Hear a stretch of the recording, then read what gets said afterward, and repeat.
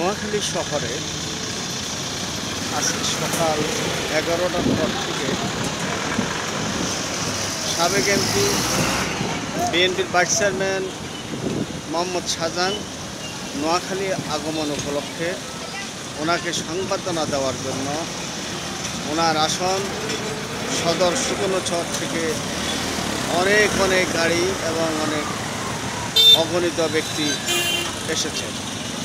আমরা দেখতে পাচ্ছি এখন আমরা আসি আসলে উপজেলার দক্ষিণে পলিটেকনিক্যাল ইনস্টিটিউটের আরও দক্ষিণ পাশে, যেখানে আরও আমরা পথে দেখে আসলাম সোনাপুর গুদাম থেকে এই লাইনটি ধরেছে গাড়ির এবং লোকজনের। এত বেশি লোক আর এত গাড়ি, যে জাম, এত লোক এসেছে, আসলে কল্পনাবিহীন। ওনাকে সংবর্ধনা দেওয়ার জন্য যে সমস্ত নেতাকর্মীরা গাড়ি বহরে এসেছেন, ওনার বাসা পর্যন্ত অনেকে বসতে পারতেছেন না এবং ওনার সাথে দেখাও করতে পারতেছেন না। ভবিষ্যৎ উনি বেশ কিছুদিন অসুস্থর পরে বিদেশে গিয়ে চিকিৎসা শেষে ঢাকায় বাসায় অনেক দিন যাবৎ রয়েছেন। সেখান থেকে আজকে এর আগে গত মাসের 14 তারিখে আসার কথা ছিল, কিন্তু তিনি তখনও অসুস্থ হয়ে আবার চিকিৎসার জন্য বিদেশে গিয়েছেন। এরপরে এখন আল্লাহ ওনাকে সুস্থ করেছেন। উনি দেশের মাটিতে পা রাখবেন আজকে কিছুক্ষণের ভিতরে।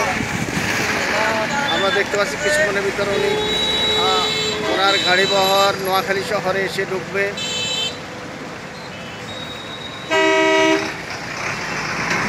এই গাড়ির বহরটি সোনাপুর থেকে শুরু করে মাইজদি, গাবুয়া এবং চৌরাস্তা, এর আশেপাশে সম্পূর্ণ গাড়িতে ভরপুর এবং লোকজন, জনতার ভিড় জমাচ্ছেন তাদের প্রাণপ্রিয় নেতা মোহাম্মদ শাহজাহানকে এক নজর দেখা।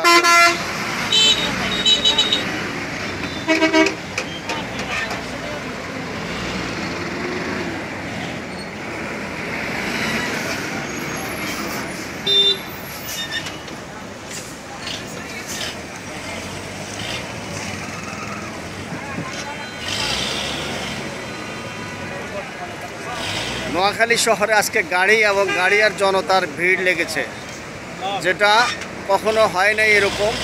নোয়াখালীর মাটি ও মানুষের নেতা মোহাম্মদ শাহজাহান নোয়াখালী আগমন উপলক্ষে এই গাড়ি বহর এবং এই ভিড়ের জমজমট এবং আনন্দমুখর পরিবেশে জনতার ঢল নেমেছে।